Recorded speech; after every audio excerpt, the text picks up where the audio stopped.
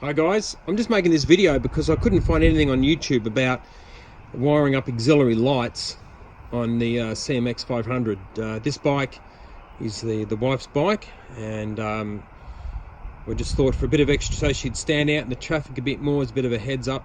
We're wiring these in as daylight running lights, as we call them. So I'm just going to go a quick explanation about how we did it. So if you're not sure about what you're doing, this might help you out a bit. Anyway, so what we've done first of all is to protect the bike anyway. I mounted these Givi crash bars. They weren't cheap, but it took me about 45 minutes to mount them. And then I bought these LED lights on eBay, good old eBay. They clamped onto there beautifully. They're about 23 bucks Australian each. And there's one there, and obviously there's one on the other side. So these draw about 60 watts. There's about, that's combined, it's about 10 amps, it's about 12 amps. So that's, I decided that's going to be too much to hook directly up to the wire that runs these headlights. So what I've done is, I'll show you in a minute, we've hooked up a relay, so they're sort of on their own circuit. Anyway, so where I ran them is in this little plastic box in here. There's a tiny little hole up there, and there's something similar on the other side of the bike. So we just push the wires up. Now, I took off the tank, which is, you undo that bolt there. The tank, you've got to shake it a bit, it slides off and exposes the broad acreage of this plastic box in here, and there's more than enough room. So both the cables just fell, poked them up into the hole. They just sort of come up into that. I bought some bigger cable, I'll show you that in a second.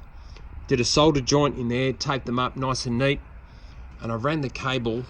It comes out of the box and it's underneath here, and it just came out this side here. Okay, so to wire it in, the ground wire went straight around and hooked it up to the negative on the battery, and in the same lug I put a little black wire, and that's obviously the ground wire for the relay.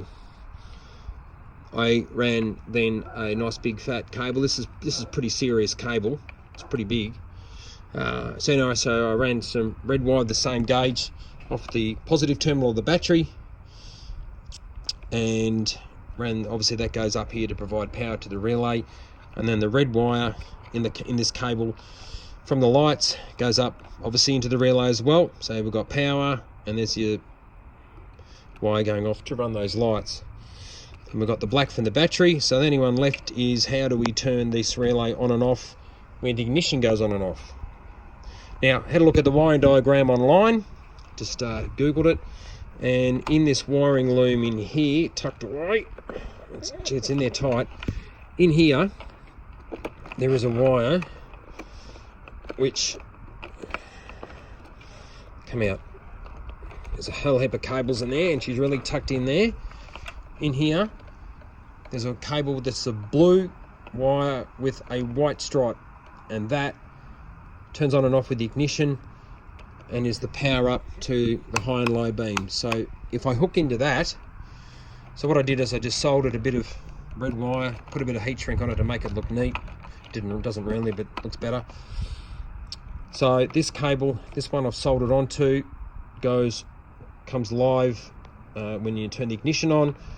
So that also obviously energizes the relay, switches the contacts, and the LED lights at the front come on and off. With a few cable ties and a bit of pushing and poking, I'll neaten that off with a few cable ties so it looks beautiful, and I will just mount that relay. I'll probably just cable tie it, I'll poke it down in there somewhere and get it out of the way as well. So that's what I've done. A couple of handy tips. Tip number one, look for the blue cable with the white stripe. That's the wire I want to hook into. The fuel tank. It's a bit of a shocker to get on and off. Do this when the fuel tank is empty, because it's pretty heavy when it's full of fuel. And when I did pull it down, everything stayed connected apart from, looks like a breather pipe. So when you're putting the tank back in, make sure there is a little rubber hose that's down and comes out of the carbies make sure that's plugged back into your tank, or it won't make any sense. I don't know what'll happen, but I'm sure it's got something to do with the fuel. Anyway, so we turned the ignition on. The relay just went click, and there we go. She's lit up. Anyway, so I hope that helps make your little bike stand out better in the traffic. And if you've got any questions, just send me an email, probably better. And my email address is dirtywindows@hotmail.com. Thanks very much. Hope that helped.